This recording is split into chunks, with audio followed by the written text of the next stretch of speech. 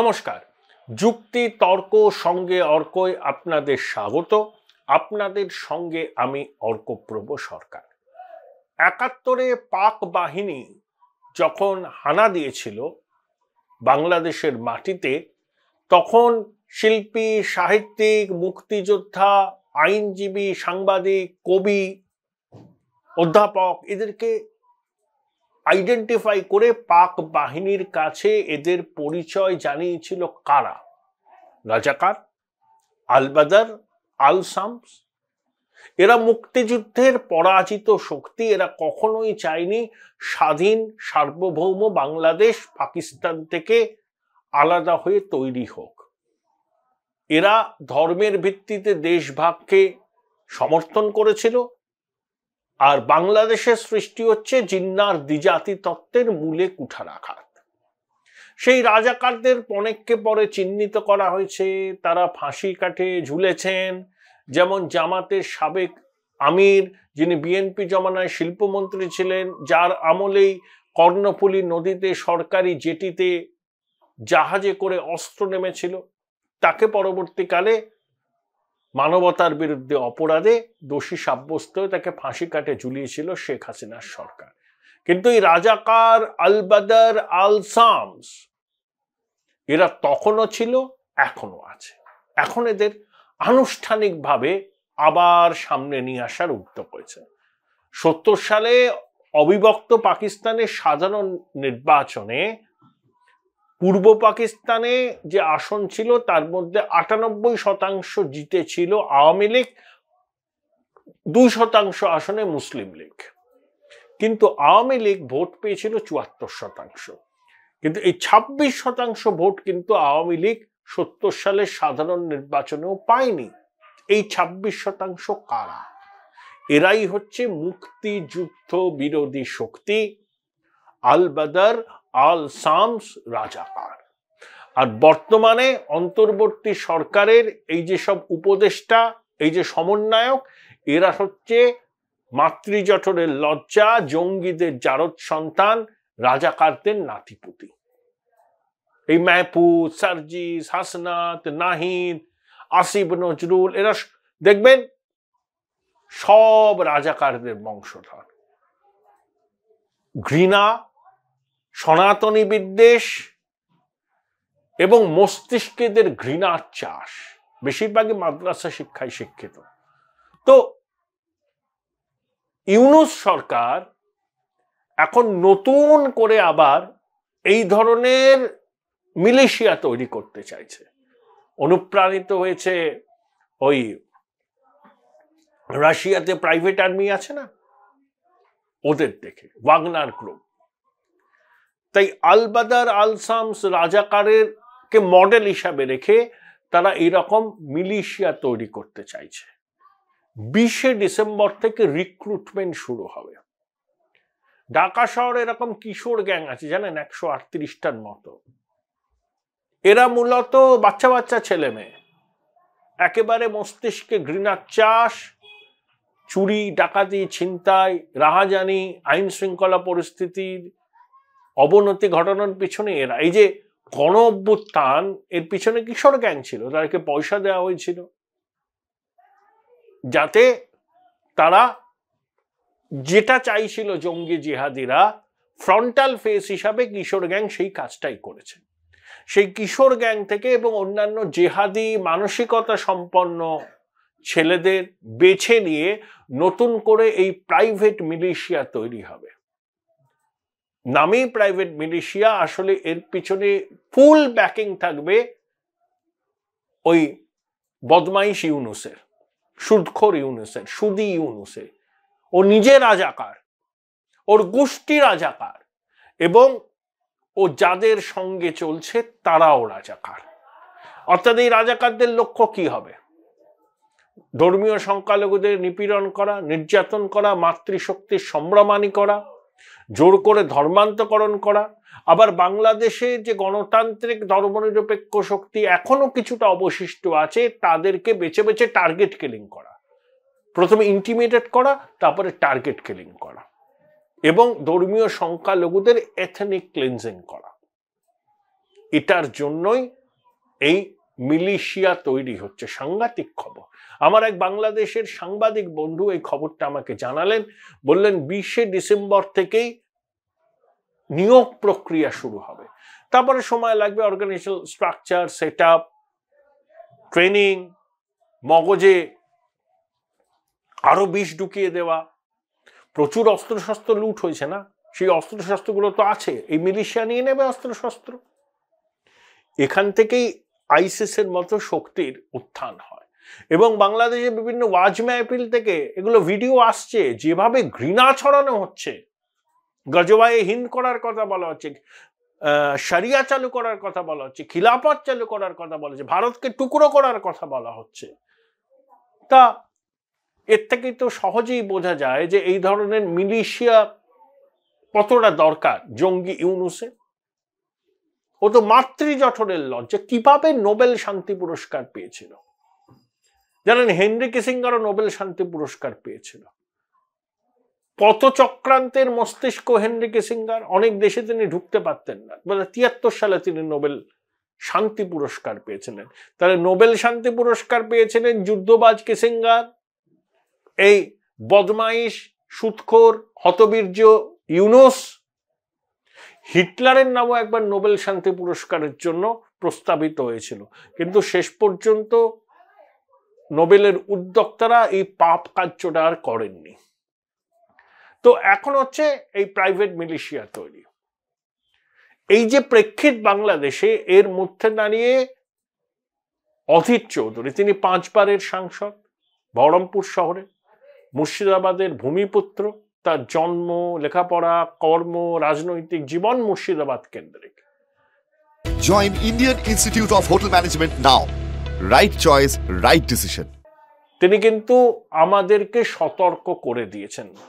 এখনই মুর্শিদাবাদে মুসলিম জনসংখ্যা 70%, মালদাতেও মোটামুটি হিন্দু মুসলিম পপুলেশন প্রায় সমান সমান, উত্তর দিনাজপুরেও তারা বেশি, দক্ষিণ চব্বিশ পরগনায় অনেকটা অংশে সংখ্যালঘু সম্প্রদায় বেশি। অধীরবাবু বলছেন যে দেশ স্বাধীন হওয়ার 2 দিন পরে মুর্শিদাবাদ স্বাধীন হয়েছিল, ভারতের সঙ্গে মিশেছিল।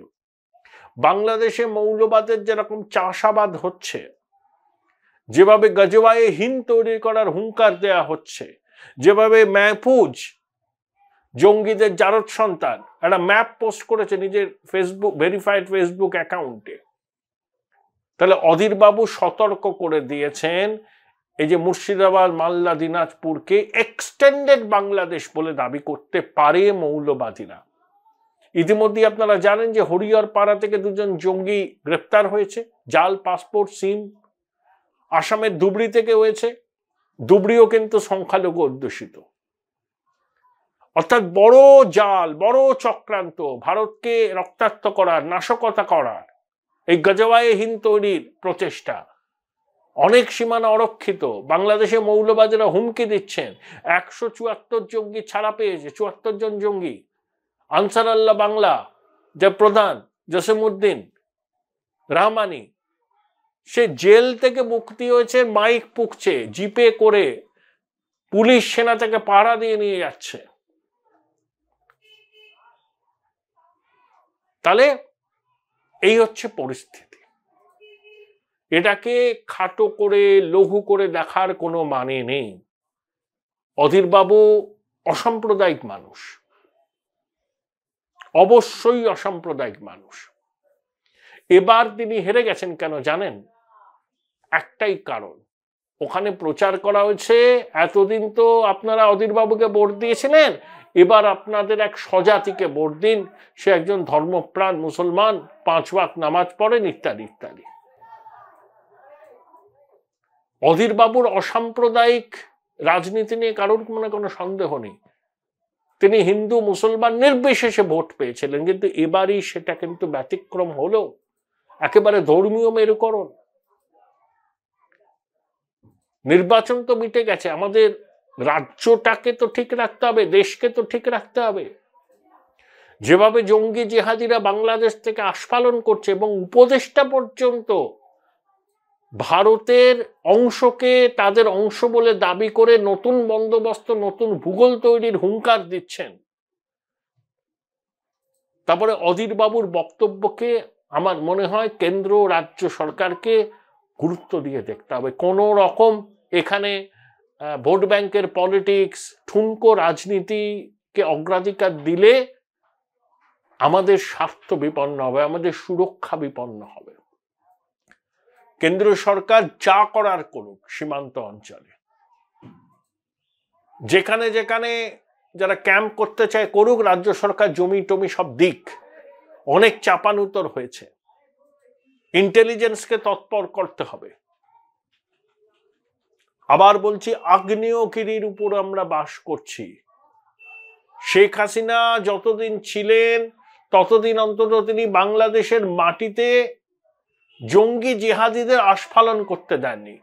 হোলি আর্টিজান কাফেতে যে ঘটনা ঘটেছিল তারপরে তিনি ক্র্যাকডাউন অভিযান চালিয়েছিলেন। এই হোলি আর্টিজান কাফের অভিযুক্তকেও জঙ্গি ইউনূস সরকার মুক্তি দিয়েছে। আর হোলি আর্টিজান কাফের যারা অভিযুক্ত ছিল তারা কিন্তু কেউ মাদ্রাসা শিক্ষায় শিক্ষিত নয়, তারা বেসরকারি বিশ্ববিদ্যালয়ে পড়াশোনা করেছে, বিদেশে পড়াশোনা করেছে, এবং তাদের পরিবারের সদস্যরা উচ্চপদস্থ সরকারি আধিকারিক ছিলেন। তা সত্ত্বেও তাদের মস্তিষ্কে ঘৃণার চাষ। তাহলে যারা মাদ্রাসা শিক্ষায় শিক্ষিত হচ্ছে তারা প্রথম থেকেই তো মগজে ঢুকিয়ে নিচ্ছে যে সনাতনীদের নিকেশ করতে হবে, ওরা বিধর্মী, গাজওয়ায়ে হিন্দ করতে হবে, শরিয়া চালু করতে হবে, ইসলামিক ল ইমপ্লিমেন্ট করতে হবে। এই যে তৌহিদি জনতা, এত ঘৃণা, এরা কিন্তু দাপিয়ে বেড়াচ্ছে, কেউ কিছু করছে না। তাহলে যাদের সঙ্গে আমাদের 2200 কিলোমিটার দীর্ঘ সীমান্ত, সেখানকার মৌলবাদীদের আস্ফালন তো এখানে পড়বেই। তাহলে আমাদের দ্বিগুণ সতর্কতা অবলম্বন করতে হবে, দ্বিগুণ। পুরো রাজ্য জুড়ে অতীতেও এখানে লুকিয়েছিল জঙ্গিরা, স্লিপার সেল ছিল, সেফ হাইড আউট হতো। অতএব সাবধান করতে হবে, আমাদের নিজেদেরও হতে হবে। আপনি কি জানেন আপনার পাশের বাড়িতে কোনো জঙ্গি লুকিয়ে আছে কিনা? জানেন না। মুজিবের ওই এক হত্যাকারীকে 30 বছর বাদে এখান থেকে ধরেছিল, পাকসার কাছ থেকে বাংলাদেশের পুলিশ। ভিড়ে মিশে গিয়েছিলেন, একই রকম ভাষা, একই রকম কথা। অতএব খুব সাবধান। আমাদের বাংলাদেশের এই অগ্নিগর্ভ পরিস্থিতি, তার উপর ভিত্তি করে এই মৌলবাদীদের আস্ফালন, মোল্লাতন্ত্রের ভিত এত গভীরে প্রথিত হচ্ছে, এবং যেভাবে ইউনূসের উপদেষ্টারা ভারত বিরোধিতা জিগির তুলেছেন, যে কোনো মুহূর্তে বড় সড় হামলা চালাতে পারে জেহাদি জঙ্গিরা, এবং সেই হুমকি তারা দিচ্ছে, পরিষ্কার দিচ্ছে। ওয়াজ মাহফিল থেকে হুমকি দিচ্ছে ভারতকে আক্রমণ করার, ভারতকে রক্তাক্ত করার।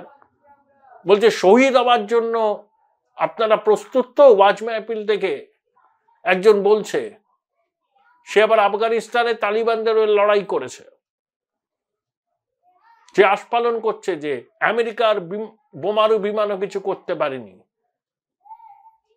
এখন লক্ষ্য হচ্ছে দিল্লি দখল করে গাজওয়ায়ে হিন্দ তৈরি করা। হবে না এসব, কিন্তু পিঁপড়ে কামড়ালেও তো একটু অস্বস্তি হয়। এই পিঁপড়েও যেন কামড়াতে না পারে সেটাকে নিশ্চিত করা।